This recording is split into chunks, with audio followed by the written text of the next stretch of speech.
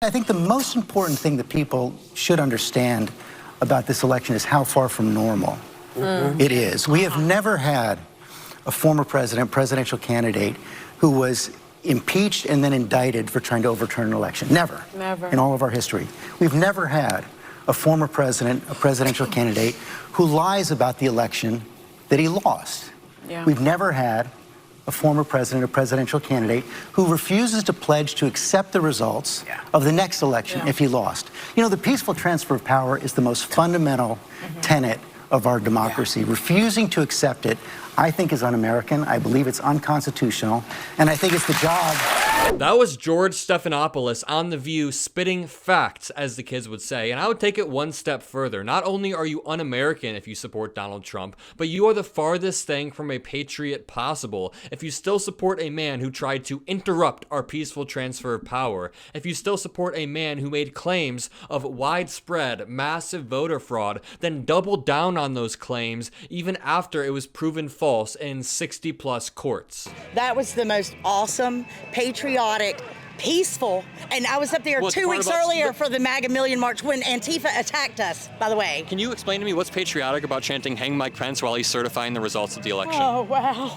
A true patriot has respect for the democratic process in America. A true patriot accepts the results of an election, whether they win or whether they lose. A true patriot has respect for American institutions, the institutions that have existed since the inception of America. And Donald Trump is the farthest thing from a patriot possible, along with his enablers in Congress. Donald Trump came in promising to drain the swamp, promising to tear down American institutions, and he almost succeeded at the latter. But when it comes to the former, Donald Trump only created a deeper swamp of his own. How many people in his cabinet were arrested and then subsequently pardoned by him? Right now, the MAGA movement likes to brand themselves as America First when they're the farthest thing from that. Being America First means upholding democracy worldwide, supporting our ally Ukraine, leading the charge as one of the strongest, or if not the strongest country in NATO, leading the charge in stopping Russian authoritarianism, stopping Chinese authoritarianism when it comes to Taiwan and even domestically in China.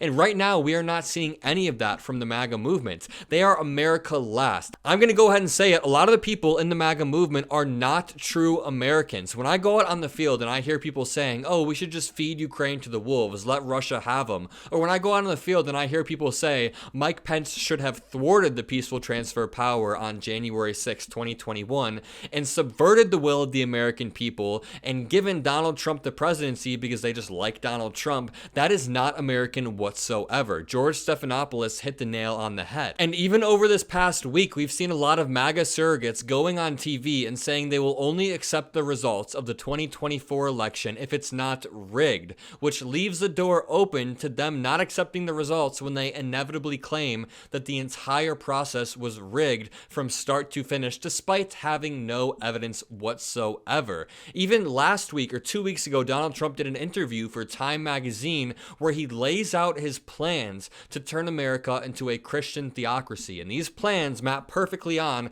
to Project 2025. Take a look at this clip from the Times reporter, Eric Cortellessa, who did the interview, and then I'll play a clip of President Biden talking about the Time interview after. He wants to go into a second term and consolidate power into the office of the presidency so that he can remove the guardrails that stood in his way from implementing his agenda the last time he was in office. What Donald Trump was conveying to me was that he would not be inclined to hire anyone who has come out and admitted that Donald Trump lost the last election.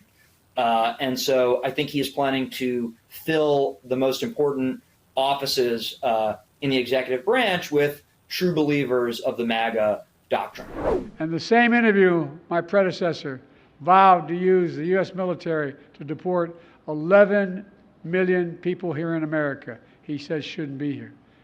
Going to use the military to deport 11 million people in America. He calls immigrants rapists and murderers. He said they are not people. He said the immigrants are poisoning the blood of our country. He wants to bring back cruel and inhumane family separation policies that rip children from their parents at the border. Folks, that's not who we are. That's not America. My administration has reunited 700 of those families and is still looking. Families belong together, folks, not separated. We have a great president, and we need to make sure that Donald Trump does not make it back into office, because what some people fail to understand is that Donald Trump would not be starting fresh in a second term. He would be picking up exactly where he left off in January of 2021. He would also learn from his mistakes. It's not something he does often, but he would learn that he only needs loyalists around him. He cannot risk having somebody like Mike Pence as his vice president. He cannot risk having somebody like Mark Milley in a key position of power. He would appoint loyalists in all of these key positions. If you actually go through and read Project 2025, what it says is step 1, appoint thousands, tens of thousands of trained and vetted civil servants into positions of power within the government. Then strip other agencies of independency. Think about the 3-letter agencies that Trump has been attacking for years and years. Strip them of their independency. Consolidate power within the executive branch. Even the Supreme Court would slowly lose its power as the judges realize that the other branches of government